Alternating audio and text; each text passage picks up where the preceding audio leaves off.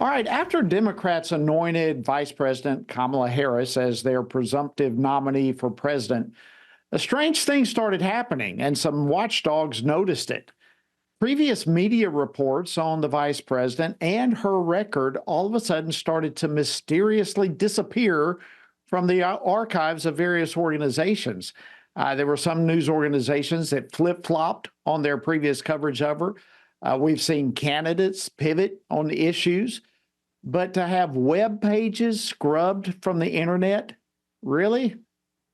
Talking about being unburdened by what has actually been.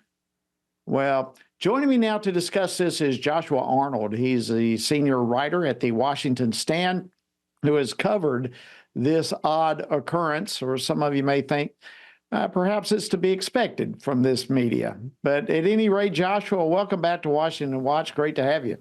Hi, Jody. I'm happy to be here.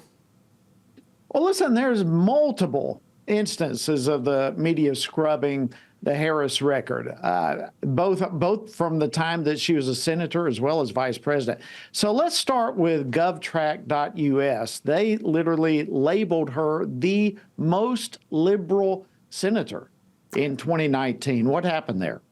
That's right. So govtrack.us is essentially a non-partisan site that ranks every senator on their voting record from most conservative to most liberal. And in 2019, it turns out the most liberal by voting record was Kamala Harris. That page on their website has disappeared. Also a page that had a personal profile for Senator Harris from that year has disappeared, as well as pages from 2017 as well. And they came out with a response that was something like, oh, you know, it's 1 year of data isn't the most reliable to determine a senator's entire voting record. But the truth is their page from 2020 is still up. It calls her the second most liberal senator in that year, right behind Bernie Sanders. Their page from 2018 is still up that called her the fourth most liberal senator for that year. So if they were trying to remove the impression that Kamala Harris was a very liberal senator as based on her voting record, they didn't do a really great job. And if they were trying to simply say that, well, 1 year of data is not good to base it on, base a senator's record on, then why do they delete only some pages and not others? Yeah, great question. I actually have a clip here that I want to play and get your reaction to about this very issue.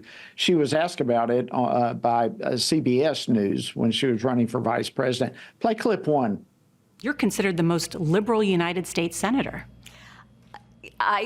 Somebody said that, and it actually was Mike Pence on the debate stage. But yeah, well, actually, the nonpartisan GovTrack has rated you as the most liberal senator.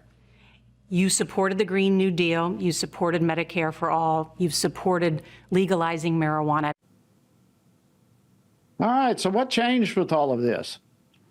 I think what changed is that Kamala Harris had to win over a different audience instead of playing to the California electorate, which is very liberal, and before that she came specifically from San Francisco, which is very liberal. Now she's trying to win votes among the general electorate. And when you look at the wide swath of America, the median voter that's probably going to be deciding presidential elections, they're not very fond of the most liberal senator. And so there's this effort, it was back in 2019, but even more now with govtrack.us even scrubbing its records, of trying to refurbish Kamala Harris's image as a more moderate version of herself. Yeah, I think that right there, you just hit on the head exactly what's going on. Look, I don't have time to play all the issues about the border czar thing. She was given the responsibility of the border. But is it fair to say that the media is just simply playing fast and loose with all the facts here? They're simply trying to cover up to do, as you just said, try to present her as something other than the most liberal and broaden their appeal to the voters. I think it just goes to show that the media is in the Democrats' corner.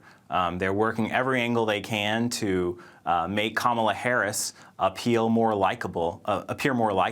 But only a couple months ago, they were talking about how she's not very likable at all. Her office is constantly turning over staff because she's hard to work for and doesn't do the homework and berates staff. But then Joe Biden had a terrible debate, and suddenly we need to replace Joe Biden. So they talked about how terrible, Joe Biden was for a few weeks, and then when he finally bowed out, now we have to make Kamala Harris look good. It's enough to give you whiplash just listening to the media go back and forth with these Democratic talking points. But go ahead. It really is. I mean, and I'm sorry, Josh, our time's running out, but I mean, she's given money, bailout money for the rioters. I mean, there's so much there. Bottom line, what do we think? What is there to think about Vice President Harris and the media's treatment of her, real quickly? Well, I think that the media, we know who they are. They're the same media year in and year out. They're playing a game, and you have to read through the spin to get to what the actual facts are. And the record of Kamala Harris has been pretty clear for a number of years. As was mentioned in that 60 Minutes interview, she supported, all these liberal policies, the BLM rioters, Green New Deal. Every liberal policy under the sun is supported by Kamala Harris. She persecutes pro-lifers and supports the LGBT agenda. If you're voting for Kamala Harris, that's what you're voting for.